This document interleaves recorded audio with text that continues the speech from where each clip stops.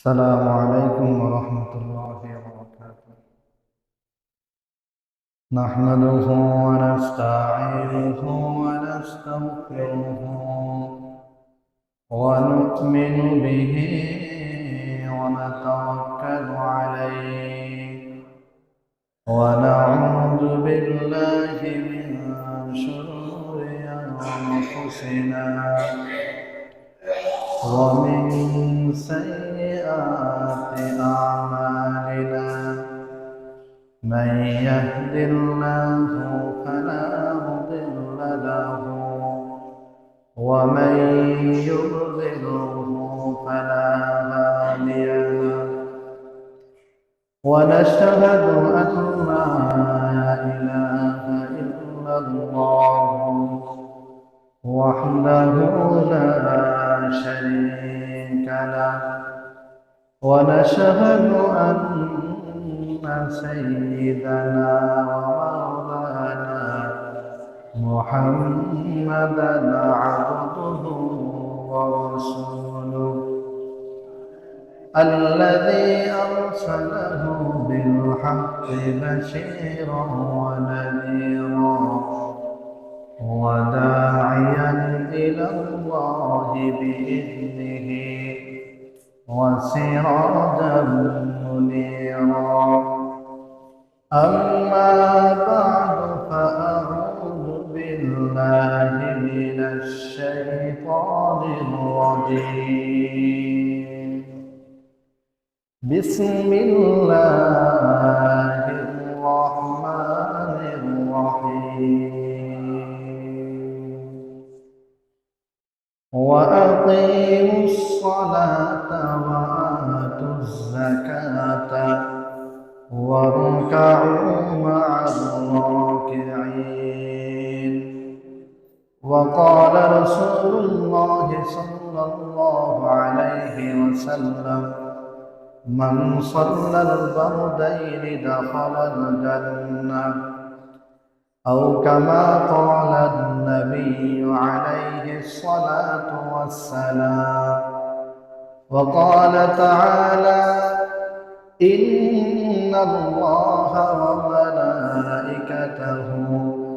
يصلون على النبي يا أيها الذين آمنوا صلوا عليه وسلموا تسليما. اللهم صل على محمد وعلى آل محمد كما صليت على إبراهيم وعلى آل إبراهيم إنك حميد مجيد. اللهم بارك على محمد وعلى آل محمد كما باركت على إبراهيم وعلى آل إبراهيم إنك حميد مجيد. بلغ العلا بكماله كشف الدجى بجماله حسنت جميع خصاله صلوا عليه وآله. मौत को समझा है गाफिल इख्तिताम जिंदगी। मौत को समझा है गाफिल इख्तिताम जिंदगी। दर हकीकत मौत है सुबह है दवाब जिंदगी। बलगल उला बिकमालिही كشف الدجى بجماله حسنت جميع خصاله صلوا عليه وآله. जिस इश्क़ रिसालत में नहीं इश्क़ इलाही, जिस इश्क़ रिसालत में नहीं इश्क़ इलाही, उस आशिक का दुनिया में है उम्मत की तबाही, उस आशिक का दुनिया में है उम्मत की तबाही। जो दीन बड़े शानों से निकलाता वतन से, जो दीन बड़ी शान से निकलाता वतन से, परदेस में वो आज गरीबुल गुरबा है, परदेस में वो आज गरीबुल गुरबा है तर्क वतन सुन्नत महबूब इलाही, है तर्क वतन सुन्नत महबूब इलाही। दे तू भी नबूवत पे सदाकत की गवाही, दे तू भी नबूवत पे सदाकत की गवाही। अल्हम्दुलिल्लाह, মহান রব্বুল আলামিনের দরবারে শুকরিয়া যে মহান রব্বুল আলামিন আমাদেরকে আজকে জুমার নামাজে আসার বসার তৌফিক দান করেছেন, কিছু কথা বলার এবং শোনার মতো তৌফিক দান করেছেন। এই জন্য সবাই বলি আলহামদুলিল্লাহ। মুহতারাম হাজিরিন, আমরা আলোচনা করছিলাম নামাজ সম্পর্কে, নামাজের গুরুত্ব এবং ফজিলত সম্পর্কে। গত সপ্তাহে আমরা যেখানে আলোচনা শেষ করেছি সেখান থেকে ইনশাআল্লাহ আমরা আলোচনা শুরু করছি। পৃথিবীর মধ্যে মহান রব্বুল আলামিন আমাদেরকে যত ইবাদত দিয়েছেন তার মধ্যে ১ নম্বর ইবাদতের নাম নামাজ। নামাজের আগে ইসলামে আর কোনো ইবাদত নাই, ১ নম্বরে নামাজ। সাহাবী আল্লাহ রাসূলকে প্রশ্ন করেছেন, ইয়া রাসূলুল্লাহ আইয়ুল আমালি আফদল, কোন আমল সবচাইতে বেশি উত্তম ইসলামে? নবীজি উত্তর দিয়েছেন, as-salatu ala ওয়াক্তিহা, সময় মতো নামাজ আদায় করা। সময় মতো নামাজ আদায় করা ইসলামে সবচাইতে গুরুত্বপূর্ণ একটি ইবাদত। আমরা গত সপ্তাহে বলেছিলাম পৃথিবীর সব নবী রাসূলগণ তাদের উম্মতদেরকে নামাজের আদেশ করেছেন, আদেশ দিয়েছেন। মুহতারাম হাজিরিন, পবিত্র কোরআনের একাধিক জায়গায় মহান রব্বুল আলামিন নামাজ যেন মানুষ সময় মতো পড়ে সে সম্পর্কে একাধিক আয়াত আল্লাহ তাআলা মানুষকে ডেকেছেন নামাজের দিকে। এসো নামাজের দিকে। মুয়াজ্জিন হাইয়া আলাস সালাহ, হাইয়া আলাল ফালাহ, নামাজের দিকে আহ্বান করে, নামাজের দিকে ডাকে। আল্লাহ রাব্বুল আলামিন বলছেন তোমরা নামাজ পড়ো। যদি তোমরা নামাজ পড়তে পারো তাহলে জান্নাত হবে তোমাদের ঠিকানা। সুবহানাল্লাহ। পবিত্র কোরআন বলছে, ওয়াল্লাযীনা হুম আলা সালাতিহিম ইউহাফিজুন উলাইকা ফি জান্নাতিন মুকাররামুন। আল্লাহ রাব্বুল আলামিন মানুষদেরকে জানায় দেন তোমরা নামাজের প্রতি যত্নশীল হও, সময় মতো নামাজ আদায় করো। যদি তোমরা নামাজ আদায় করো, উলাইকা ফি জান্নাতিন মুকাররামুন, জান্নাতের সম্মানিত স্থানে মহান রব্বুল আলামিন তোমাদেরকে জায়গা দান করবে। সুবহানাল্লাহ। সেটি কোন জায়গা?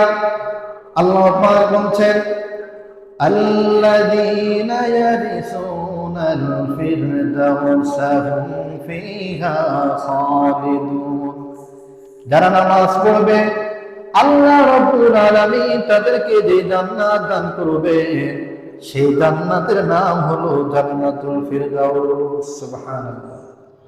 জান্নাত মোট কয়টা? 8টা। কয়টা? এই 8টা জান্নাতের মধ্যে সর্বোচ্চ জান্নাতের নাম হলো জান্নাতুল ফিরদাউস। মহান রব্বুল আলামিন বলেন, الذين يؤمنون بالغيب ويقيمون الصلاة ومما رزقناهم ينفقون যারা ঈমান আনবে তাদের প্রথম কাজ হচ্ছে নামাজ আদায় করা। কোন ব্যক্তি যদি জোহরের আগে ইসলাম ধর্ম গ্রহণ করে তাহলে তার সর্বপ্রথম কাজ হচ্ছে জোহরের নামাজ আদায় করা। কোন ব্যক্তি যদি আসরের নামাজের আগে ইসলাম ধর্ম গ্রহণ করে তাহলে তার প্রথম কাজ হচ্ছে আসরের নামাজ আদায় করা। আল্লাহ রাব্বুল আলামিন জানায় দেন প্রথম কাজ হচ্ছে নামাজ আদায় করা। নামাজ যদি তোমরা পড়তে পারো, নামাজ যদি কাজ করতে পারো, কাল কিয়ামতের কঠিন ময়দানে বিনা হিসাবে আমি আল্লাহ রাব্বুল আলামিন জান্নাত দান করব। সুবহানাল্লাহ। আল্লাহর হাবিব সাহাবী হযরত রবিয়া আসলামী দীর্ঘদিন পর্যন্ত বিশ্ব নবীর খেদমত করেছেন। একদিন আল্লাহর নবী সাহাবী রবিয়াকে ডাক দিয়ে বললেন, রবিয়া, দীর্ঘদিন পর্যন্ত আমার খেদমত করেছো, এখন তুমি আমার কাছে কি চাও? যেটাই চাইবা আমি তোমাকে দান করব।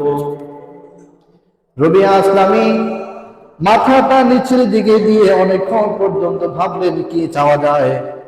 অনেকক্ষণ ভাবার পরে রবিয়া আসলামী আল্লাহর নবীকে বললেন, ইয়া রাসূলুল্লাহ, ইয়া হাবিবাল্লাহ, এই পৃথিবীর কোন সম্পদ আমি আপনার কাছে চাই না। আমি জানি যা চাইবো আপনি আমাকে দান করবেন। যদি আমি আপনার কাছে সম্পদ চাই, এই সম্পদ একদিন শেষ হয়ে যাবে, আমিও একদিন পৃথিবী ছেড়ে চলে যাব। তবে আমি এমন জিনিস চাইবো যে জিনিস কখনো শেষ হবে না, যে জিনিস কখনো শেষ হবার নয়। ওগো আল্লাহর নবী, আমি চাই জান্নাতের মধ্যে যেন আপনি আপনার সাথে আমাকে রাখেন। সুবহানাল্লাহ। নবীজি বললেন, ফাআইন্নি আলা বিকাসরাতিস সুজুদ। হে রবিয়া, জান্নাতে যদি তুমি আমি নবী মুহাম্মদুর রাসূলুল্লাহর সাথে থাকতে চাও তাহলে বেশি বেশি করে নামাজ আদায় করো, বেশি বেশি করে সিজদা করো। যত বেশি তুমি নামাজ আদায় করতে পারবে আমি নবীর সাথে তুমি জান্নাতে থাকতে পারবে। সুবহানাল্লাহ। নামাজ পড়ো, নামাজ পড়লে আমি নবীর সাথে তুমি জান্নাতে থাকতে পারবে। যদি কোনো মানুষ নামাজ না পড়ে তাহলে কি হবে? কোরআনুল কারীমে মহান রব্বুল আলামিন জানায়া দেন, ইয়াতাসাআলুনা আনিল মুজরিমিনা মা সালাকাকুম ফি সাকার। কিয়ামতের দিন জাহান্নামীদেরকে জিজ্ঞেস করা হবে, জাহান্নামে কেন এসেছো? কোন অপরাধের কারণে, কোন গুনাহের কারণে জাহান্নামে এসেছো? তারা জবাব দেবে, ক্বালু লাম নাকু মিনাল মুসাল্লিন ওয়া লাম নাকু নুতঈমুল মিসকিন। নামাজ পড়ে নাই, এতিম মিসকিনদেরকে খাবার দেই নাই, এই কারণে আজকে জাহান্নামে এসেছি। নামাজ না পড়লে জাহান্নাম সোজা ঠিকানা, আর কোনো ঠিকানা নাই, জাহান্নামে যেতে হবে। এই জন্য বিশ্বনবী বলেন, তোমরা নামাজ কায়েম করো। আউয়ালু মা ইউহাসাবু বিহিল আবদু ইয়াউমাল কিয়ামাতিস সালাহ।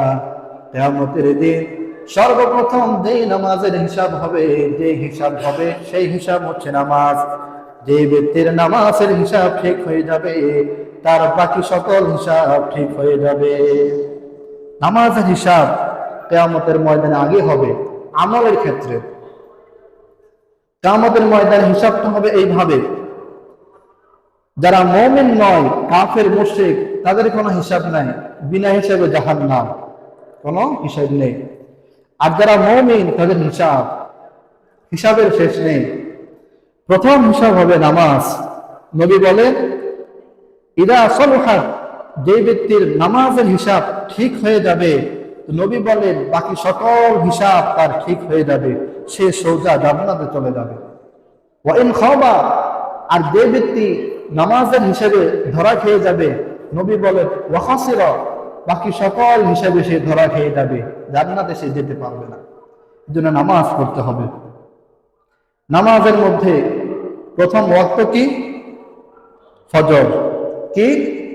ফজর হচ্ছে নামাজের প্রথম ওয়াক্ত। পবিত্র কোরআন এবং হাদিসে এই নামাজের মধ্যে ফজরকে বেশি প্রাধান্য দিয়েছেন। সব নামাজের গুরুত্ব অনেক, কিন্তু ফজরের নামাজের গুরুত্ব কোরআন এবং হাদিসে একটু বেশি এসেছে। কারণ ফজর হচ্ছে সকল নামাজের প্রথম নামাজ। যার ফজর ঠিক হয়ে যাবে তার বাকি 4 ওয়াক্ত ঠিক হয়ে যাবে। যার ফজর ঠিক হবে না তার বাকি 4 ওয়াক্ত ঠিক হবে না। অনেক গুরুত্ব ফজরের নামাজের। পবিত্র কোরআনে মহান রব্বুল আলামিন কোন নামাজের ব্যাপারে কসম করেন নাই, কিন্তু ফজরের নামাজের ব্যাপারে কসম করেছেন। ওয়াল ফাজরি ওয়া লায়ালিন আশরি ওয়াশ-শাফঈ ওয়াল ওয়াতর। ফজরের কসম। আল্লাহ পাক বলছেন ফজরের কসম। আল্লাহ পাক যেগুলো কসম করেন এগুলো অনেক গুরুত্বপূর্ণ হয়ে থাকে। নরমাল কোনো বিষয়ে মহান রব্বুল আলামিন কসম করেন না। والشمس وضحاها والقمر إذا تلاها والنهار إذا جلاها والليل إذا يغشاها। আল্লাহ পাক সূর্যের কসম করেছেন পবিত্র কোরআনে। বলেন দেখি, সূর্য না উঠলে দিন হবে? হবে না। আল্লাহ পাক চন্দ্রের কসম করেছেন পবিত্র কোরআনে। চাঁদ যদি রাতে না উঠে আর রাত হবে না। আল্লাহ পাক পবিত্র কোরআনে দিনের কসম করেন, রাতের কসম করেন, দিন ছাড়া আর পৃথিবী থাকবে না। আল্লাহ পাক আসমানের কসম করেন, আসমান ছাড়া পৃথিবী থাকবে না। জমিনের কসম করেন, জমিন ছাড়া পৃথিবী থাকবে না। আল্লাহ পাক যে জিনিসের কসম করেন সেটি অনেক গুরুত্বপূর্ণ। তাহলে আল্লাহ পাক ফজরের নামাজের কসম করেছেন। ফজরের নামাজ অনেক গুরুত্বপূর্ণ আমাদের জন্য। পবিত্র কোরআন বলছে আকিমিস সালাতা লিদুলুকিশ শামসি ইলা গাসাকিল লাইলি ওয়া কুরআনাল ফাজর ইন্না কুরআনাল ফাজরি কানা মাশহুদা। আল্লাহ রাব্বুল আলামিন বিশ্ব নবীকে লক্ষ্য করে বলেন, ওগো আমার হাবিব, আপনি দ্বিপ্রহরে যখন সূর্য হেরে যায় তখন থেকে আপনি নামাজ পড়া শুরু করেন রাত পর্যন্ত, অন্ধকার রাত পর্যন্ত। তাফসীরে ইবনে কাসিরের মধ্যে লেখে দ্বিপ্রহরে সূর্য হেরে যাওয়ার পর থেকে অন্ধকার রাত পর্যন্ত 4 ওয়াক্ত নামাজ, জোহরের নামাজ, আসরের নামাজ, মাগরিবের নামাজ, এশারের নামাজ, এই 4 ওয়াক্ত নামাজ। 4 ওয়াক্ত নামাজের নাম আল্লাহ রাব্বুল আলামিন নেন নাই, এক শব্দের মধ্যে ঢুকিয়ে দিয়েছেন। কিন্তু ফজরের নামাজের নাম মহান রাব্বুল আলামিন সুন্দরভাবে নিয়েছেন। ওয়া কুরআনাল ফাজরি ইন্না কুরআনাল ফাজরি কানা মাশহুদা। নবী 4 ওয়াক্ত নামাজ আপনি পড়বেন, বিশেষ করে ফজরের নামাজ।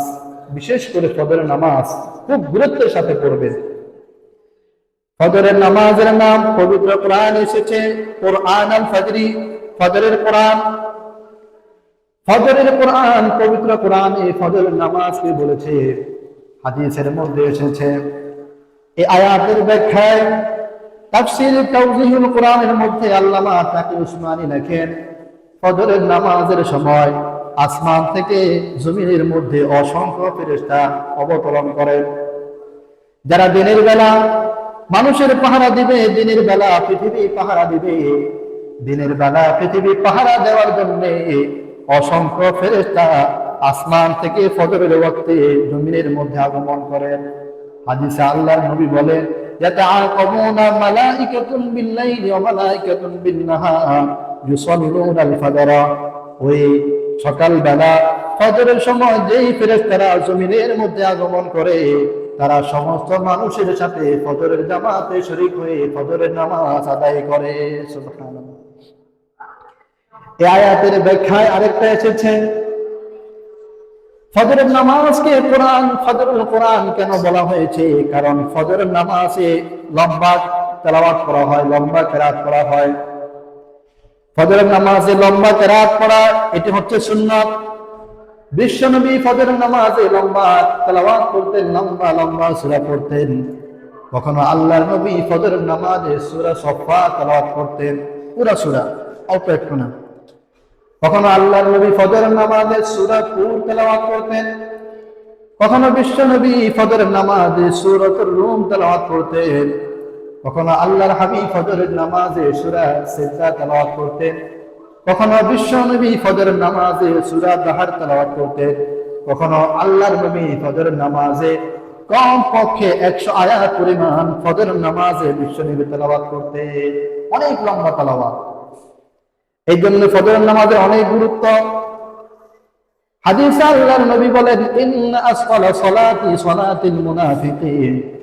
এই পৃথিবীর মধ্যে দুইটা নামাজ এমন আছে যে দুইটা নামাজ মুনাফিকের জন্য অনেক কষ্টদায়ক। নবী বলেন, সলাতুল ইশা ওয়া সলাতুল ফজর। এক নম্বর নামাজ হচ্ছে ইশারের নামাজ, আর 2 নম্বর নামাজ হচ্ছে ফজরের নামাজ। ইশারের নামাজ রাত্রে, গভীর রজনীতে, রাত্রিতে ইশারের নামাজ পড়া হয়। এই জন্য মুনাফিক ইশারের নামাজ পড়তে চায় না। আর ফজরের নামাজ ঘুম থেকে উঠার পরে পড়া হয়, এই জন্য মুনাফিক ফজরের নামাজ পড়ে না। নবী বলেন, উম্মত ওয়ালাউ ইয়ালামুনা মা ফীহিমা লাআতাউহুমা হালওয়া।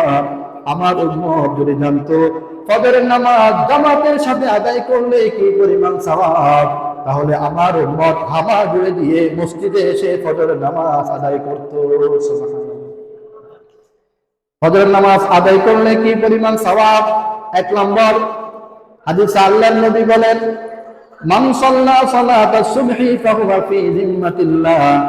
যে ব্যক্তি ফজরের নামাজ মসজিদে এসে জামাতের সাথে আদায় করবে, আল্লাহ রাব্বুল আলামিনের জিম্মাদারিতে এসে চলে যাবে। সুবহানাল্লাহ। এই হাদিসের ব্যাখ্যায় আল্লামা ইমাম কুরতুবী লেখেন, ফি আমানিল্লাহি ওয়া জাওয়ারিহি। যে ব্যক্তি ফজরের নামাজ জামাতের সাথে আদায় করবে, আল্লাহ রাব্বুল আলামিন তাকে এবং তার পরিবারের সবাইকে নিরাপত্তার চাদরে আবৃত করে দেন। সুবহানাল্লাহ। তার কোনো বিপদ আপদ হবে না। যে ফজর পড়ে তার নিজেরও বিপদ হবে না, তার পরিবারের কারো কোনো বিপদ হবে না যদি কেউ ফজরের নামাজ আদায় করে। 1 নম্বর। 2 নম্বর, বিশ্বনবী বলেন, মান সাল্লাল ইশা ফি জামাআতিন ফাকান্নামা কামা নিসফাল লাইল।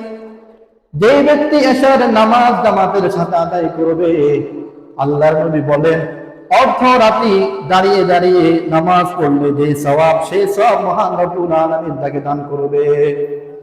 আমান সাল্লা সুবহা ফি জামাআতিন। আর যে ব্যক্তি ফজরের নামাজ জামাতের সাথে আদায় করবে, আল্লাহর নবী বলেন, ফিল লাইলি কুল্লাহু।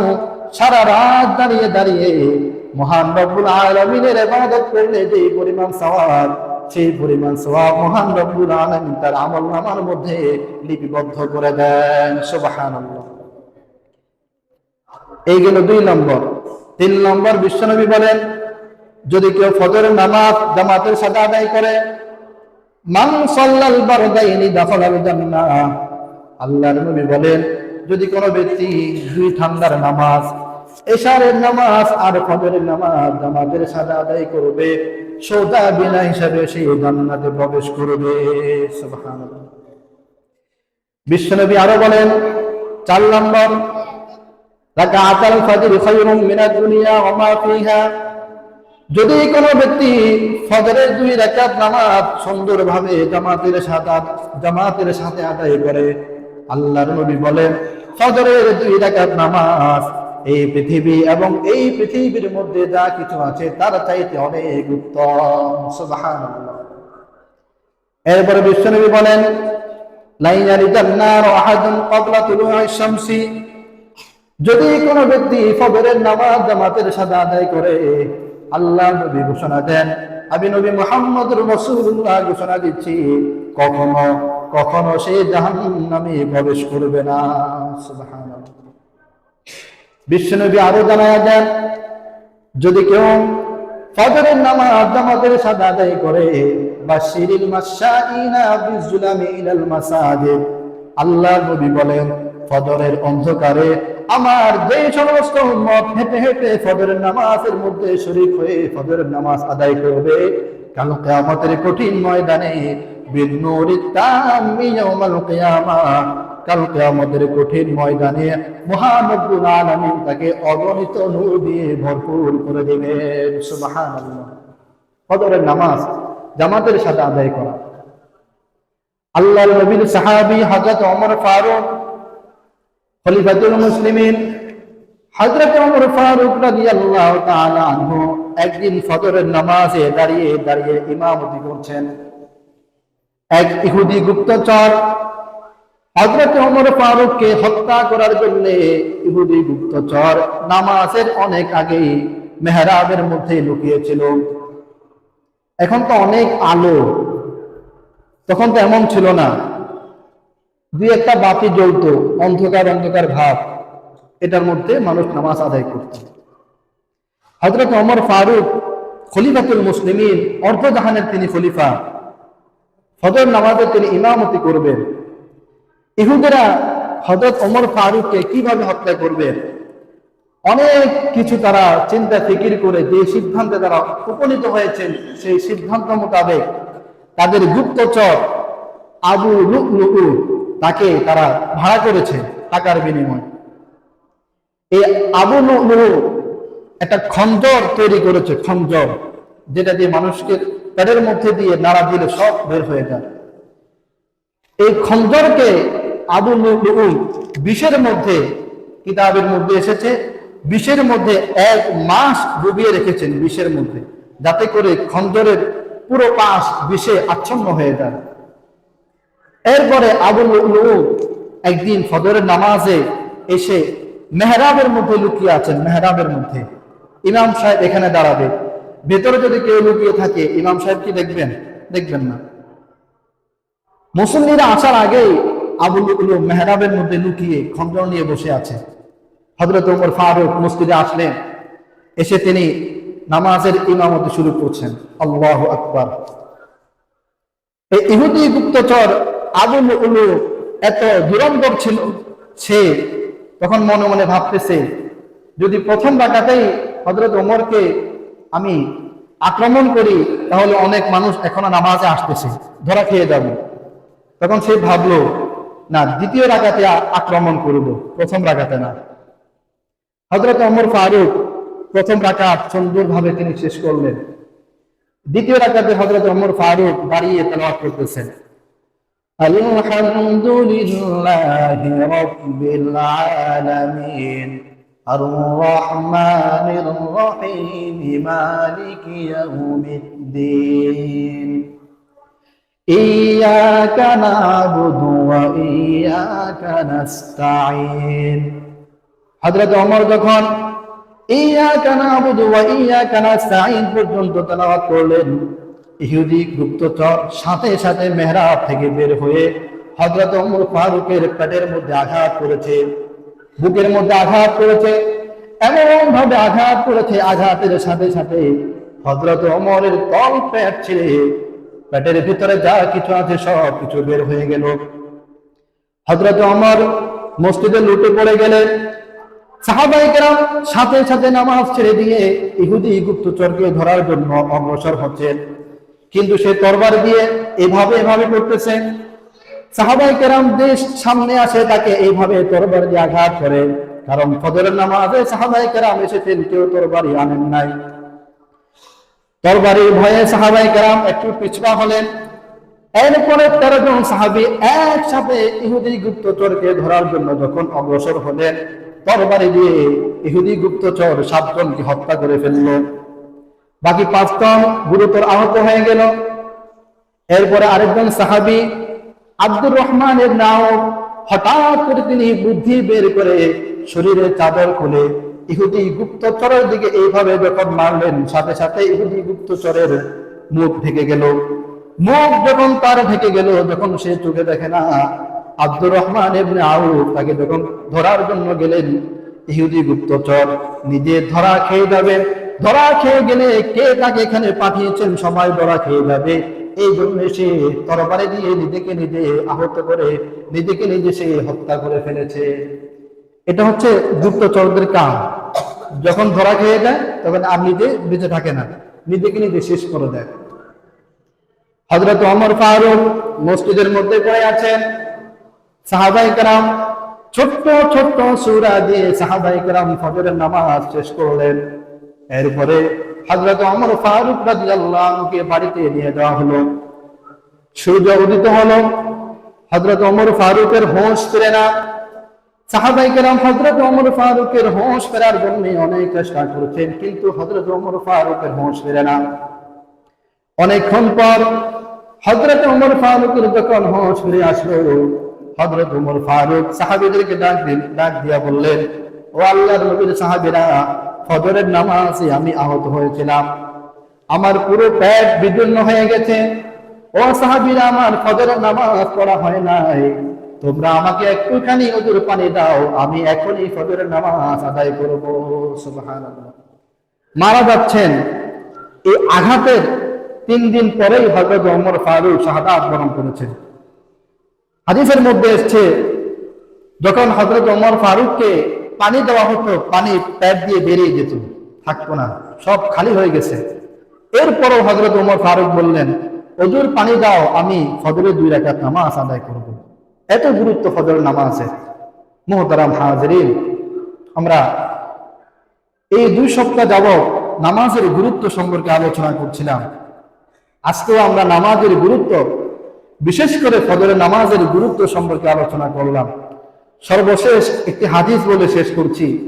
রাসূল করিম সাল্লাল্লাহু আলাইহি সাল্লাম একদিন সাহাবীদেরকে বললেন, হে সাহাবায়ে কেরাম, যদি তোমাদের কারো বাড়ির সামনে একটা পুকুর থাকে, নদী থাকে, নলা থাকে, আর সেই পুকুরে যদি কোনো ব্যক্তি দৈনিক 5 বার গোসল করে, তবে কি তার শরীরে ময়লা থাকবে, আবর্জনা থাকবে? আয়াবকা মিন দারনিহি শাইউন, তার শরীরে কোনো ময়লা থাকবে? সাহাবায়ে কেরাম জবাব দিলেন, লা আয়াবকা মিন দারনিহি শাইউন, তার শরীরে কোনো ময়লা থাকবে না যদি কেউ 5 বার গোসল করে। নবীজি বললেন, ফাযালিকা মাসালুস সালাওয়াতুল খামস, হে সাহাবায়ে কেরাম, 5 ওয়াক্ত নামাজ হচ্ছে এমন, যদি কেউ 5 ওয়াক্ত নামাজ জামাতের সাথে আদায় করে, তার জীবনে আর কোনো গুনাহ বাকি থাকে না, সব গুনাহ নিঃশেষ হয়ে যায়, মহান রব্বুল আলামিন ক্ষমা করে দেয়। সুবহানাল্লাহ। মুহতারাম হাজিরিন, ইসলাম আমাদের কাছে একটা ইবাদত চায়, যেটি আমরা সময় মতো আদায় করি, সেটি হচ্ছে নামাজ। ইসলাম চায় আমরা যেন 5 ওয়াক্ত নামাজ জামাতের সাথে আদায় করি। রাসূল করিম সাল্লাল্লাহু আলাইহি সাল্লাম তার 63 বছরের জিন্দেগি এই নামাজের জন্য, নামাজের দাওয়াত দিয়েছেন সাহাবায়ে কেরামকে। মুহতারাম হাজিরিন, সময় মতো জামাতের সাথে নামাজ আদায় করা, বিশেষ করে ফজরের নামাজ, পৃথিবীর জমিনে আমাদের পূর্বে যত জাতিকে আল্লাহ পাক ধ্বংস করে দিয়েছেন, তাদেরকে ধ্বংস করেছেন ফজরের ওয়াক্তে, ফজরের সময়।